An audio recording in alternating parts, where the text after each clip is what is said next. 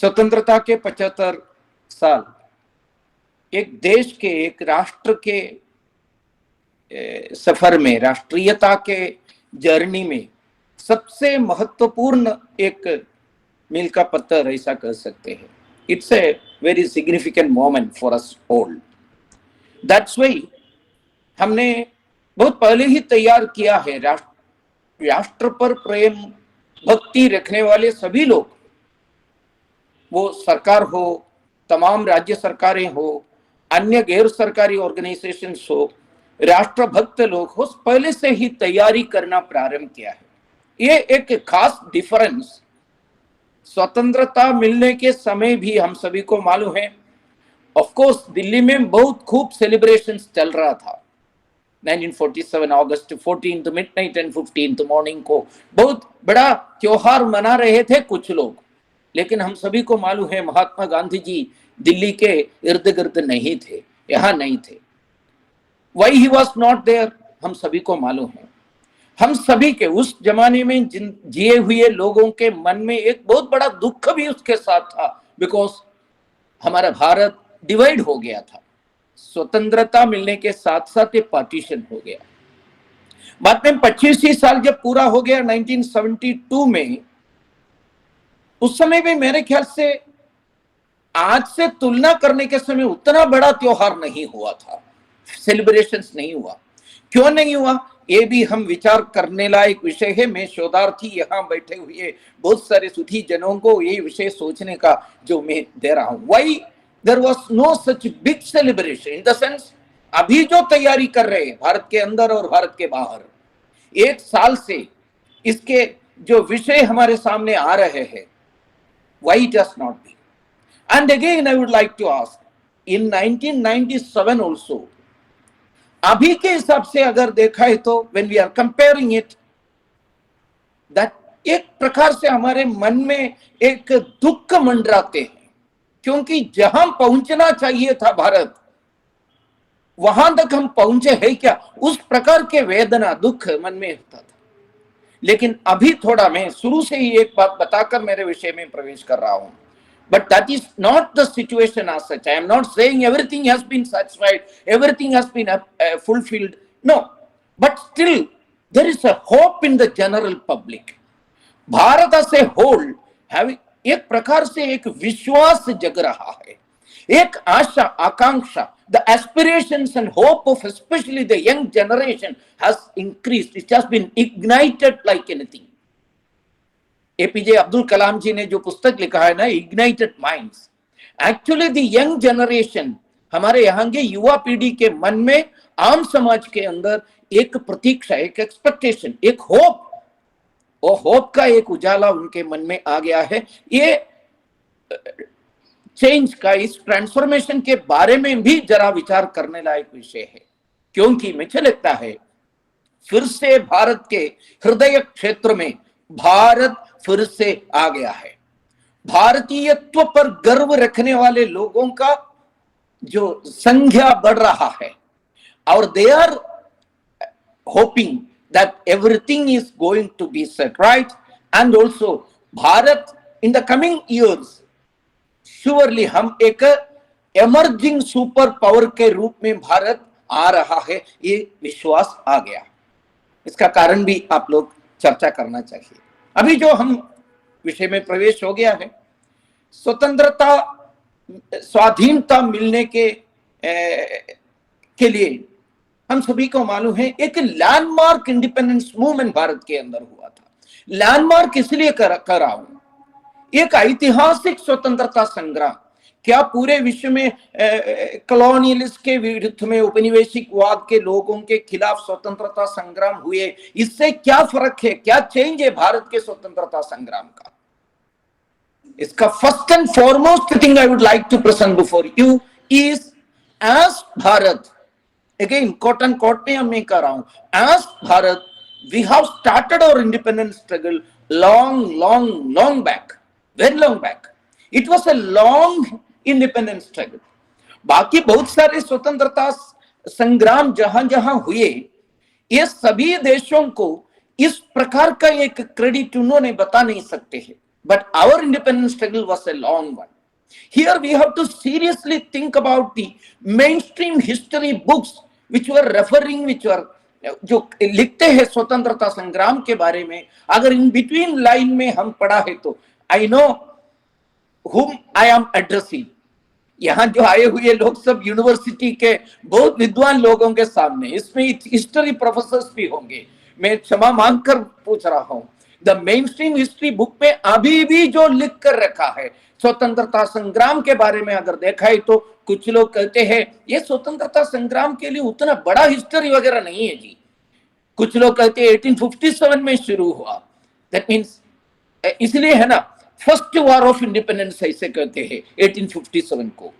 मैं पूछना चाहता हूं, अगर 1857 was the first war of independence, हम लोग कैसे इसके पहले हुए साउथ में, नॉर्थ में, नॉर्थ ईस्ट में, वेस्ट में हुए तमाम संघर्षों के बारे में, मैं केरल से हूं, केरल के पड़ोसी राजा ने ब्रिटेन के खिलाफ जो युद्ध किया 1800 के शुरुआत से लेकर लगभग 1809 तक उन्होंने लगातार संघर्ष किया, वो संघर्ष के बीच में how many of you are aware about the fact that the great Lord Wellesley has been defeated by Pazhassi Raja.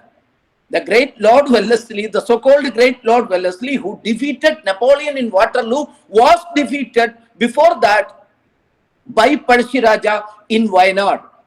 Where you are fitting this particular incident of independence struggle happened in सुदूर दक्षिण में हुए वो संघर्ष के बारे में कैसा हम लिख सकते हैं? Another, in the very same year, during the same period, Bharat के स्वत्व को ऊपर उठा के मन में रखकर उससे प्रेरणा लेकर inspired by the true spirit of this great nation, Bharat के भारतीयत्व से प्रेरणा लेकर सबसे दक्षिण तमिलनाडु के कन्याकुमारी और केरल के ट्रिवांड्रम मिला के कोल्लम जिला तक के एरिया में वेलुत्तम्बी दलवा करके एक महान वीर योद्धा ने ब्रिटेन को चुनौती दिया। And he has made a very big scientific तरीके से लिखा हुआ एक प्रोक्लेमेशन जारी कर दिया। He was the prime minister of Travancore Raja, but before starting the struggle against Britain in 1805, he made a great statement, a proclamation that I am fighting for the true spirit and inner content of this great land. Bharat के आंतरिक जो सत्ता के लिए, मतलब भारतीयत्व के लिए, क्योंकि उन्होंने इस सत्व का वर्णन उन्होंने उस प्रोक्लेमेशन करते हैं, ये पराये धर्म का जो लोग यहां आकर सत्ता अगर किया है तो नमक से लेकर कपूर तक सब ये लेकर जाएंगे हमसे, मतलब आध्यात्मिकता से लेकर भौतिक दृष्टि पर सब प्रकार के एक्सप्लॉइटेशन भारत में हो जाएगा। भारत के अंदर हमारे एक धार्मिक आस्थाओं को इन लोगों ने उखाड़ करके फेंकेंगे। So it's the right time for you all, irrespective of your caste, creed and language, come together, fight out this पराये धर्म का लोग, परधर्म के लोग। भगवत गीता के जो श्लोक है, महात्मा गांधी जी, महर्षि अरबिंदो, सभी लोग जब स्वदेशी आंदोलन भारत में हुआ था उस समय ये बात बताया था, स्वधर्मे निधनम श्रेया परधर्मो भयावहा। मतलब इस राष्ट्र के धर्म के लिए, when I am speaking about धर्म, हिंदी स्पीकिंग एरिया पर हिंदी भाषी लोगों के बीच में धर्म यानी रिलीजन ऐसा शब्द लेते हैं। Dharma can not be translated as religion, dharma is far and far above the religion. So Hindu dharma या भारत धर्म, भारतीयत्व का जो धर्म के जो बात गीता कहते हैं, वो धर्म के लिए वेलुत्तम्बी दलवा ने 19वीं शताब्दी के शुरुआत में युद्ध किया।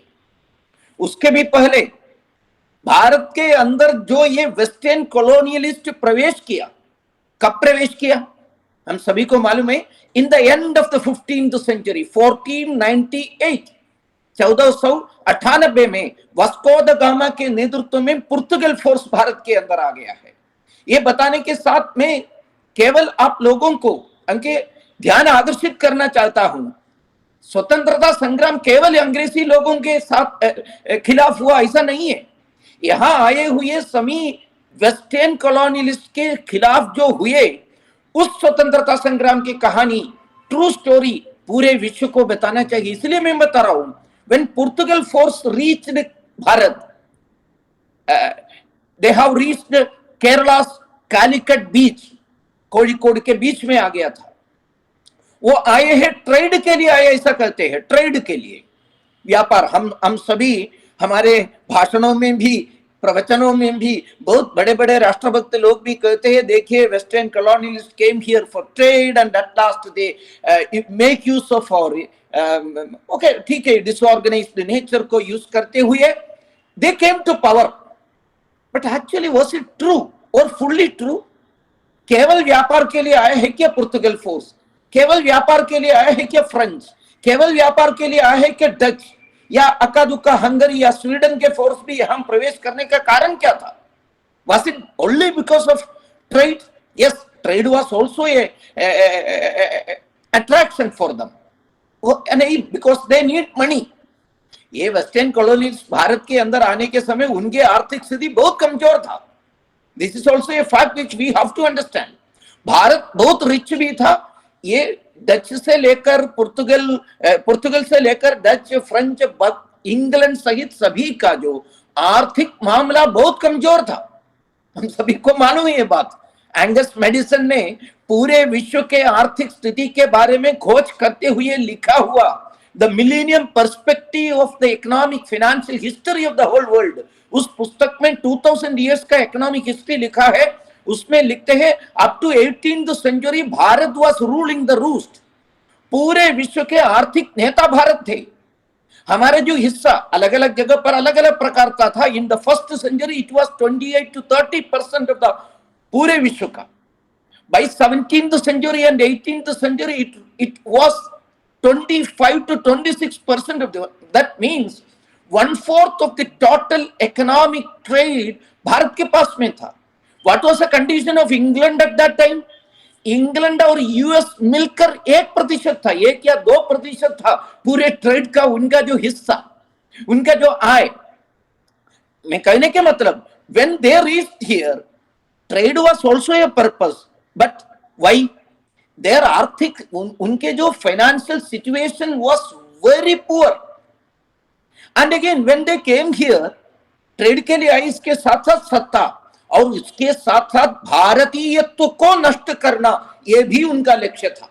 हमारे स्वत्व का नष्ट करना, सेल्फहुड का नष्ट करना, यह भी लक्ष्य था। When Vasco da Gama set foot in Calicut और केरला के अंदर आ गया था, हमारे यहाँ की एक प्रवृत्ति है, एक प्रकृति है, स्वभाव है, हमारी संस्कृति का एक मूल्य महत्वपूर्ण है, अतिथि देवो भव। कोई भी आ गया है तो उनको स्वागत करते हैं। ये हमारी कमजोरी नहीं था, सही में स्ट्रेंथ था। लेकिन उसके पहले आए हुए सभी लोगों को हम स्वागत किया है। पूरे विश्व से आए हुए पारसी लोगों को, सारतुष्ट लोगों को, यहूदी लोगों को, सीरियन क्रिश्चियंस को। सीरियन क्रिश्चियन जैसे लोग भारत के अंदर आते हैं 2nd सेंचुरी 3rd सेंचुरी में आया था बीसी एडी। ये सभी को हम स्वागत किया इस प्रिंसिपल के आधार पर, अतिथि देवो भव। लेकिन जब पुर्तगाल फोर्स के अंदर का जो दंष्ट्रा, उनका जो क्रूरता, भारत के भारतीयत्व के ऊपर आक्रमण करना प्रारंभ किया, मतांतरण प्रारंभ किया, यहाँ के भारत के लोगों के एकम सद विप्रा बहुधा वदन्ति, इस कंसेप्ट को नष्ट करने के लिए कोशिश करना प्रारंभ किया। Take it from me, immediately Bharat का प्रतिशोध, रिस्पॉन्स प्रारंभ हुआ। Can we not consider it as independent struggle of Bharat against Portugal? Zamorin राजा अंग्रेजी में कहते हैं, मलयालम में समुद्री कहते हैं, संस्कृत में समुद्रगिरी कहते हैं। समुद्र और गिरी, पर्वत के बीच में जो राज्य है उसका राजा। He reacted to this Portugal forces, defeated many a times. At the same time, in near to Mangalore, Karnataka के मैंगलोर के पास में उल्लालाई का ऐसा एक राज्य थे, देश। उसकी रानी थी अब्बक्का रानी। Why I am saying about this type of incidents before you learned audience के सामने एक छोटा मोटा इंसिडेंट करने का कारण क्या है? What was the narrative set by these Western colonialist intellectuals, the so-called liberal intellectuals? Bharat के अंदर महिलाओं के लिए कोई हक नहीं थे, भारत के अंदर महिलाओं के लिए कोई स्थान नहीं थे। देखिए, ये महिलाओं के स्थान के बारे में भी, जेंडर इक्वालिटी के बारे में आपको सिखाने वाले हम हैं। हम मतलब कौन? वेस्टर्न कॉलोनियलिस्ट कहते हैं। जब हम ट्रेड के लिए आए थे उस समय आपका स्थिति बहुत कमजोर था, बहुत कष्टदायक था। क्या थी? महिलाओं की कोई स्थान नहीं, यहाँ शिक्षा नहीं थे, आपको आर्थिक स्थिति कमजोर थे, आपस में लड़ते थे, इसलिए आपको सिविलाइज करने का काम हमने हाथ में लिया। इतना मजेदार बात वो लोग कर रहे हैं। भारत के अंदर उस समय महिला लोग केवल उनका जो इक्वालिटी थे ऐसा नहीं था। हमारे जो मूल विश्वास में महिलाओं के बिना पुरुष पूर्ण नहीं होते हैं, पुरुष के बिना महिला पूर्ण नहीं होते हैं। हमारे यहाँ सोच ऐसा नहीं था, महिला यानी पुरुष के बाद पुरुष के लिए। ये भारतीयत्व का महत्व मैं बता रहा हूं। भारतीयत्व, आपने जो विषय रखा भारतीयत्व, इसका जो महत्व, महिलाओं के बारे में सोच क्या था? हमारे यहाँ की सोच शक्ति सहित में शिवम शिवम, शक्ति विहीनम शवम शवम, ऐसा था। उस सच को, उस सत्य को एक प्रकार से साबित करते हुए अब्बक्का रानी जैसा रानी ने पुर्तगाल के साथ संघर्ष किया। अनेक उदाहरण बताने के लिए है। रानी चन्नम्मा ने युद्ध किया इंग्लिश के खिलाफ। वेलु नाचियार ने शिवगंगा में, तमिलनाडु के शिवगंगा डिस्ट्रिक्ट में वो राज्य थे, वहां वेलु नाचियार ने युद्ध किया। कहने के मतलब it was a long history, long and very long battle Bharat के अंदर जो संघर्ष हुआ था। इसलिए इसका जो हिस्ट्री, जो लोग कहते हैं, कहकर साबित करने के लिए कोशिश कर रहे हैं, भारत के अंदर इतना विशाल स्वातंत्र समर का जो हिस्ट्री नहीं, क्यों? भारतीय सोच ही नहीं थे पहले। इंग्लैंड आने के बाद ही भारत का कंसेप्ट, इंडिया ऐसा कंसेप्ट भारत में आए, ऐसा कहते हैं। ये अभी मैं किसी व्यक्ति के खिलाफ ऐसा आरोप नहीं रखता हूं। सोशल मीडिया में आए हुए एक ट्विटर में, वो ट्विटर हैंडल भी वेरीफाइड हैंडल है। I am not talking about any fake account, verified Twitter handle से आया है। जब हमारे आदरणीय प्रधानमंत्री जी पोरबंदर से इस स्वतंत्रता के 75 साल का जो आयोजन का उद्घाटन किया था, गांधी जी की स्मरणा करते हुए, और उसके साथ साथ कितने भाषणों में भारत और भारतीयत्व के बारे में माननीय प्रधानमंत्री जी ने बताया। Bharat was the main inspiration, Bharatiyatva was the main inspiration, ऐसा सब बताया था। उस समय एक लिबरल ऐसा कहने वाले, ये भारत के खिलाफ लिखने वाले एक महिला पत्र जर्नलिस्ट ने एक ट्वीट डाला। वो ट्वीट में कहते हैं, अरे बाबा, where was your India before Britain came here? Britain आने के पहले आपके भारत कहां था? क्या देखिए, सोच देखिए। Again she was writing shamelessly, बेशरम लिखते हैं, when Britain came here it was only A landmass. It was means कौन? India. At that time, India was just a landmass in between Burma and Afghanistan. Myanmar और अफगानिस्तान के बीच का एक भूखंड केवल मात्र था। ब्रिटेन आने के बाद इंडिया का सोच आपको मिला है। देखिए, इसलिए मैंने शेमलेस बताया। मेरा एक अच्छा खास मित्र सोशल मीडिया में सक्रिय कार्यकर्ता ने इसका उत्तर दिया, मुझे भी समझ में आ गया मैडम, इसलिए होगा ब्रिटेन ने एक कंपनी शुरू किया ट्रेड करने के लिए, British East landmass in between Burma and Afghanistan company. Landmass in between Burma and Afghanistan, that was India. So British East India Company नहीं था, British East landmass in between Burma and Afghanistan company शुरू किया। आपको मालूम होगा केवल Britain नहीं, Dutch जब आए थे, डच ने भी ऐसा कंपनी शुरू किया, डच ईस्ट इंडिया कंपनी। पुर्तगाल ने शुरू किया, पुर्तगाल ईस्ट इंडिया कंपनी। क्यों? इसका मतलब क्या है? French east India company. ये सबके पीछे India, Bharat was very well alive at that point, before that even. ये लोग आने के पहले ही ये सक्रिय था। भारतीयत्व का जो, भारत का जो कंसेप्ट से प्रेरणा लेकर ही हमने युद्ध किया। इस प्रेरणा देने वाले लोगों के बीच में भारत के अंदर 15th and 16th सेंचुरी में जिए हुए संत महापुरुषों का भी योगदान महत्वपूर्ण है. Bhakti Andolan was also a part of, I would like to say before you, this august audience, I would like to say that Bhakti Andolan भी स्वतंत्रता संग्राम के हिस्सा था. They were not just saying about Krishna Bhakti, Ram Bhakti. Yes, Krishna Bhakti and Ram Bhakti was there. But along with that, they were also propagating the very idea of Rashtra Bhakti, specifically naming Bharat Bhakti.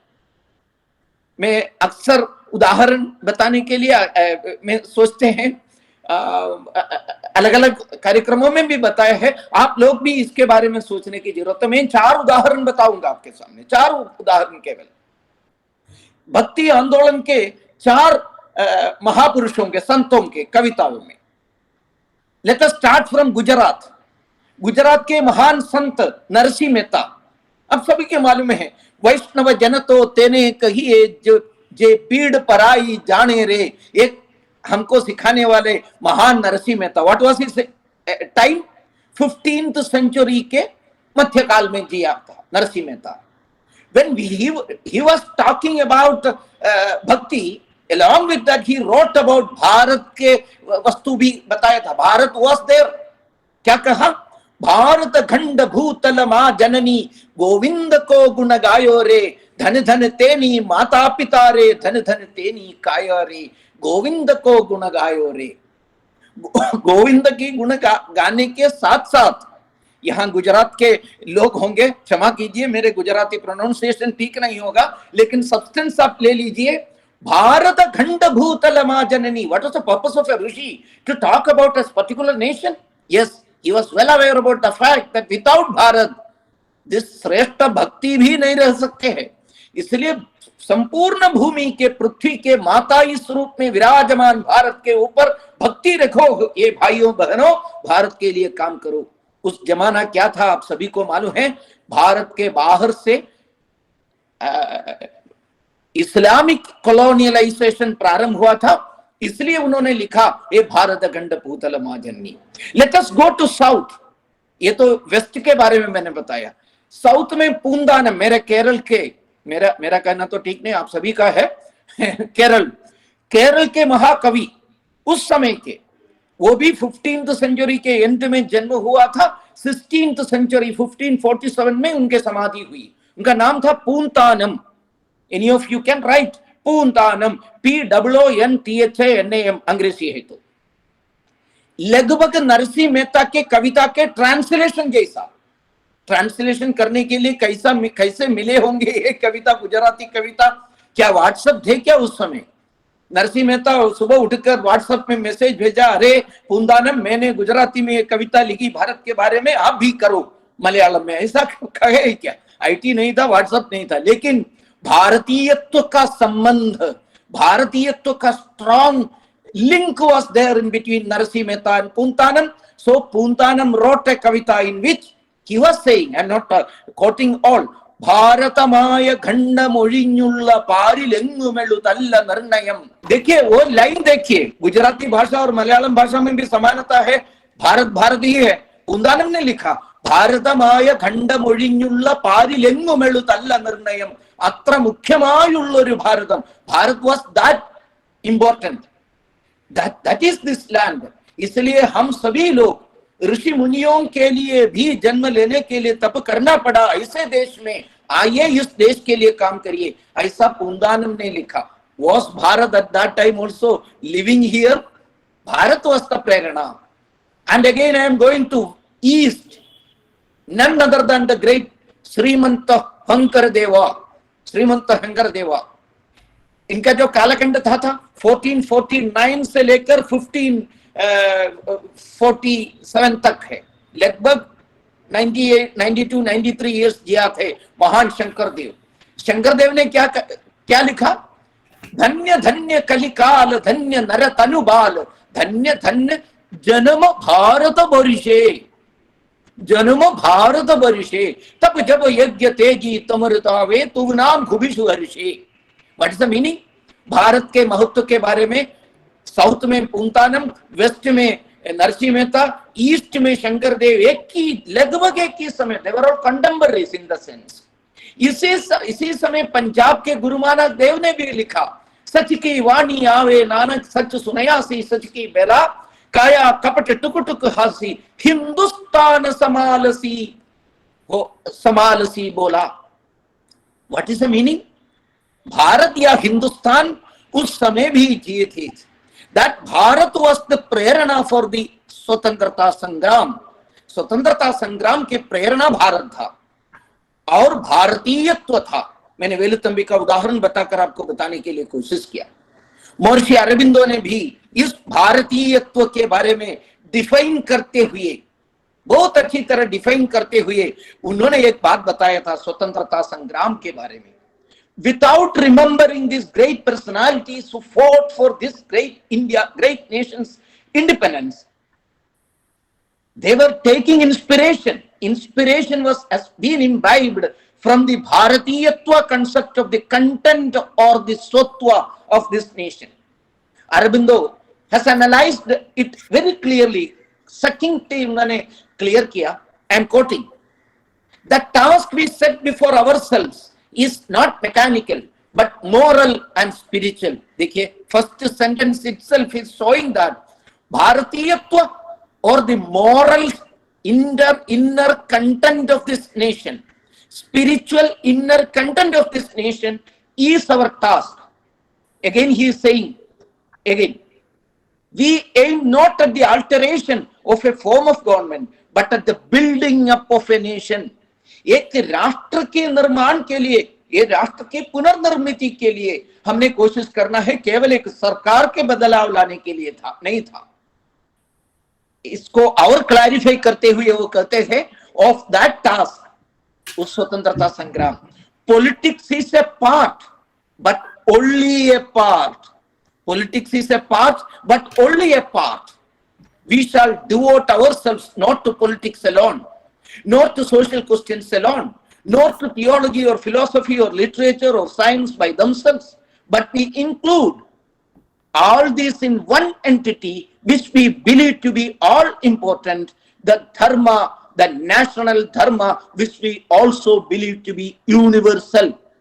Bharatiyatva ya Bharatiya dharma was the main principle. We shall not work alone for social rejuvenation alone, not for theology or philosophy. It must be for Bharatiyatva.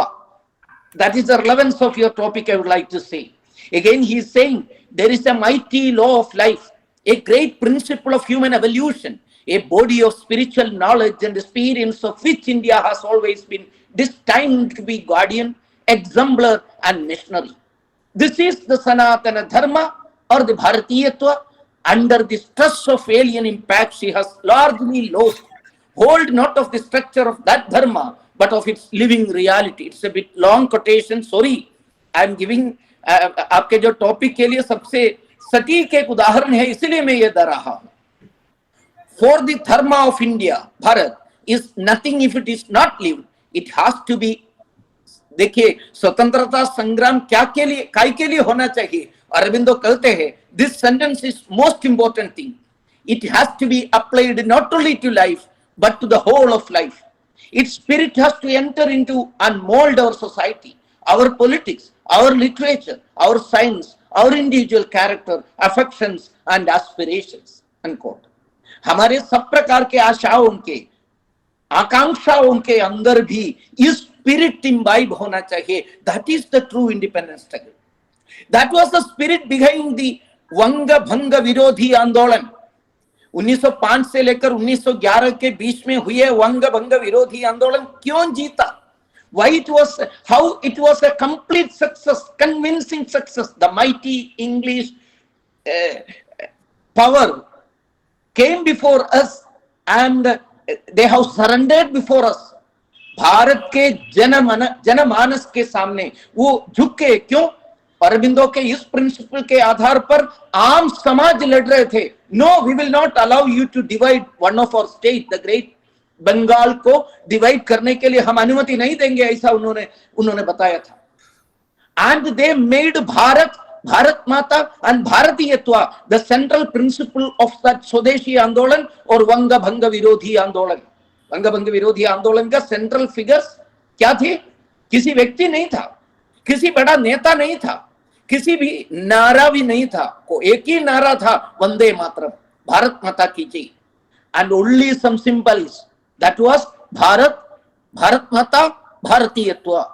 इस strong inspiration के कारण युद्ध किया भारत, पूरे Bharat, not only Bengalis, south के केरल, तमिलनाडु शामिल हुए इस संघर्ष में, गुजरात शामिल हो गया, राजस्थान शामिल हो गया, कश्मीर शामिल हो गया, पूरे भारत बंग विरोधी आंदोलन में शामिल हो गया। दैट्स व्हाई बाय 1911 उन्होंने घुटना टेक कर दिया, हमारे सामने झुक गए, एंड दे, उन्होंने रद्द कर दिया।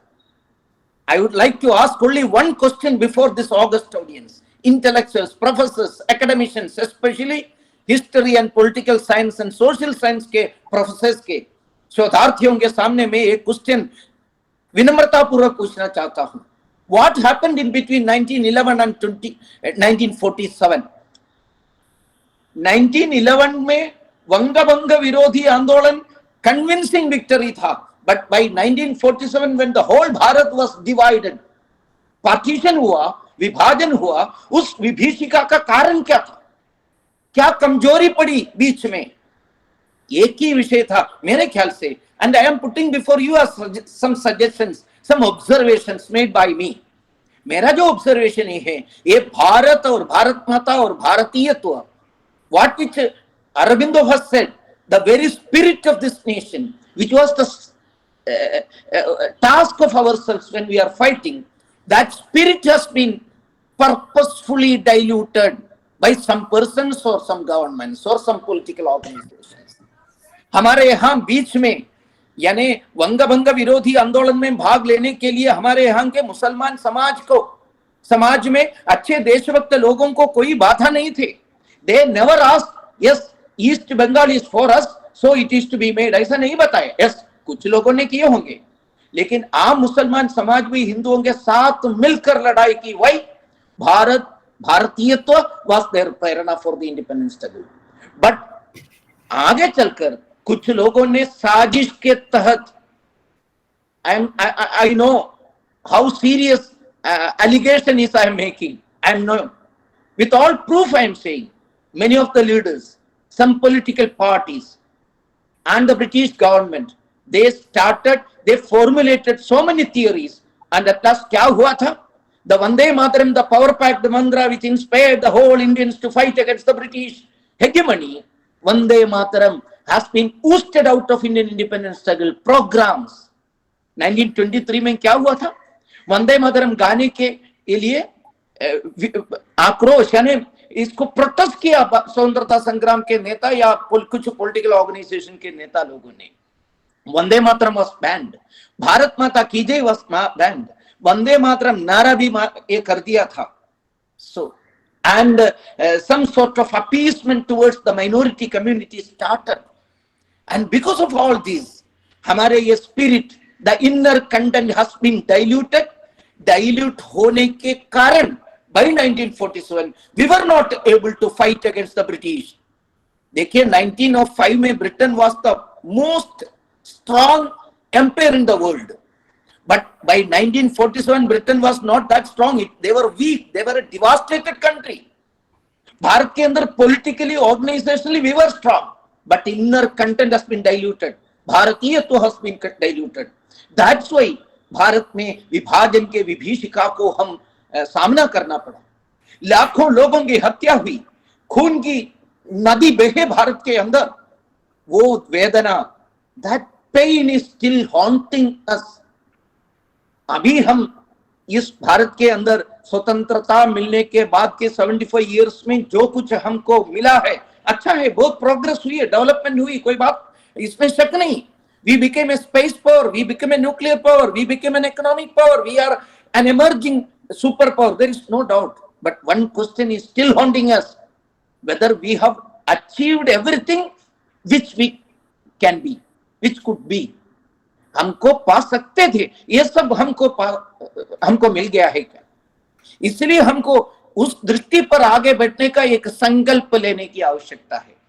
मैं 1 मिनट में समाप्त कर रहा हूं, 60 सेकंड्स। एक संकल्प, आने वाले 25 साल के अंदर, अभी तो मैंने पहले बताया, we are hearing Vande Mataram again, we are hearing Bharat Mata की जय again we are hearing Mahatma Gandhi ji swadeshi principle, again we are hearing आत्मनिर्भरता का जो कंसेप्ट, भारतीयत्व में गर्व लेकर आगे बढ़ने का जो प्रेरणा समाज में मिल रहा है। Instead have got that aspirations and hope, they have got a बहुत बड़ा ड्रीम फुलफिल हो जाएगा ऐसा सोच आ रहे हैं। खास तौर पर गत 6-7 साल के अंदर जो परिवर्तन भारत के अंदर आ गया, भारत आगे बढ़ रहा है। यह भी पर्याप्त नहीं मैं कह रहा हूं, और आगे बढ़ना चाहिए। हमारे आदरणीय प्रधानमंत्री जी हमेशा कहते हैं, I am ready to make 7 or 8 steps. Please मेरे भाइयों बहनों, आप भी एक स्टेप रखिए कम से कम। मतलब 135 करोड़ या 140 करोड़ लोग एक स्टेप रखा है तो वो 140 करोड़ स्टेप हो जाएगा। इससे भारत आने वाले 25 साल के अंदर विश्व के शीर्ष स्थान पर पहुंचना चाहिए। भारत एक इमर्जिंग सुपर पावर ऐसा नहीं, भारत एक सुपर पावर ही बनना चाहिए आर्थिक स्थिति पर सब में। और स्वतंत्रता के अधूरा, स्वतंत्रता संग्राम के जो अधूरा सपना, गांधी जी ने जो सपना संजोया, जो देखा, वो पूरा करने का एक संकल्प लेकर हम सब आगे बढ़ना चाहिए। तब जाकर इस प्रकार के सेलिब्रेशन सार्थक होगा, मीनिंगफुल होगा। इतना कहकर मेरी वाणी को विराम दे रहा हूं। वंदे मातरम, भारत माता की जय।